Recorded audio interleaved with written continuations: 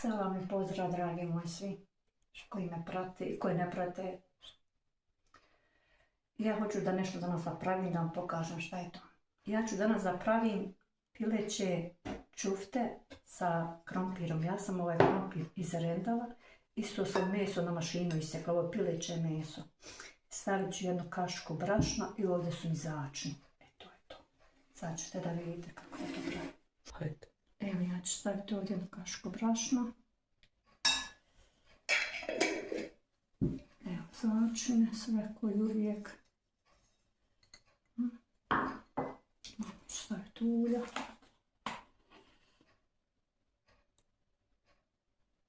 Još malo. Sad ću staviti meso.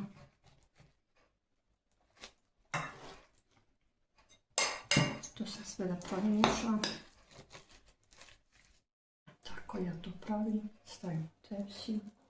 Poslije se to sve zapeče. Zagase. Stavila sam 3 još kašike brašna.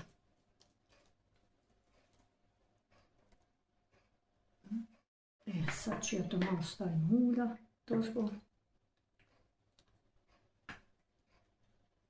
I sad se to otprilike 20 minuta, samo reći 20 minuta. Sad ću ja ta stavim da se ispeče pa ćete vidjeti poslije. Ja ću sad napraviti jedan saft, jedan priliv. Ovdje sam stavila ulja. Ovako. Jednu kašku.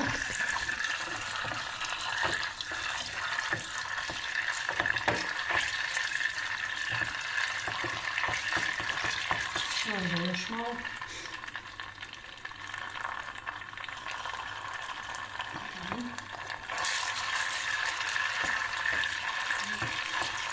Sad ću staviti ovaj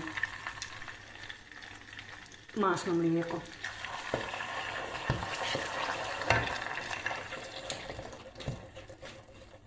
I sa ovim ću da prelijem čufte. Sve ću vam prikazati. Sad ću ja ovo da polijem fino.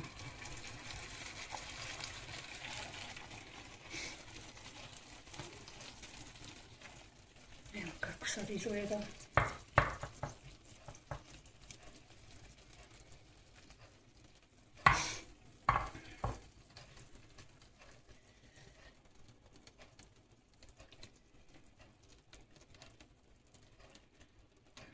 Tako.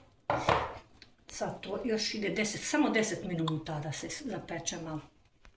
Evo naše su čufte gotove. Ovo su pileće čufte sa krompirom. Ja sam krompir samljala na mašinu, tako isto i meso sam samljala na mašinu.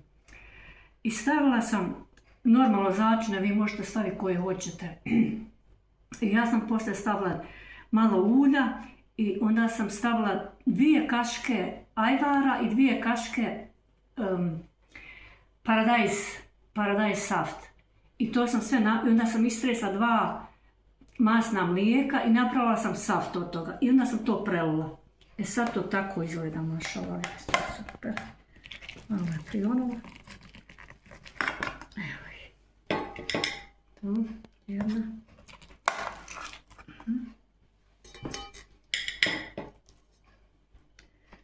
To su čufte sa krompirom.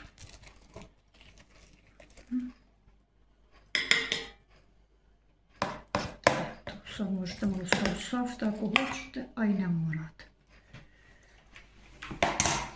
To sad tako izgleda čufte sa krompirom. To je danas naš ručak. Sve puno vas selam i pozdravljam, do sljedećeg videa, vidimo se, sve najbolje vam želim.